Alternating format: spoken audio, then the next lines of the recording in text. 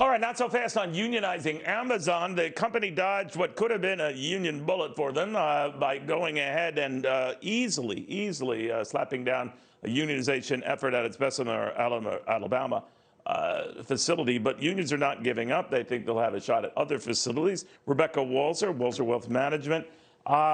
Big win, and it was expected to be a win, maybe not this big, better than 2-1. But unions aren't giving up. What do you make of this? I think it's a win for the worker, Neil, because the workers in Alabama said, listen, we're making over $15 an hour, $15 an hour when the federal minimum wage is 7.25. And so we're making more than that. We're getting health care. And, unions, of course, there's a place for them. But, we have so many federal protections for the employee now as far as health and safety that, what were they unionizing for? And I think that unions have become a business that Amazon workers rejected in Alabama. All right, in Alabama, though, which is a state that right now, it's a little harder there to get that union push, right? I mean, there are other facilities in other parts of the country where unions could try again. Is Amazon over this, or does it put more pressure on them to be extra generous with those workers?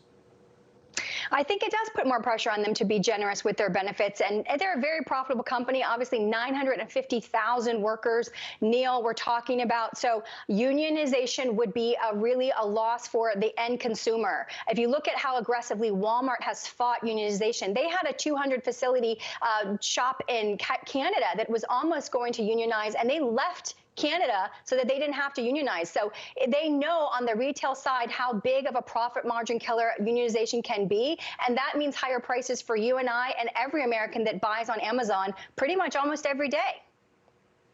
Well, that was the argument that Amazon was making, too. I don't know whether that was accurate in the end, but we do know this, that unions are going to enjoy a great deal of support out of the White House. Joe Biden has said that all those jobs he wants to see generated, they better be union jobs like them. So unions are in a good position nationally, but what do you make of that?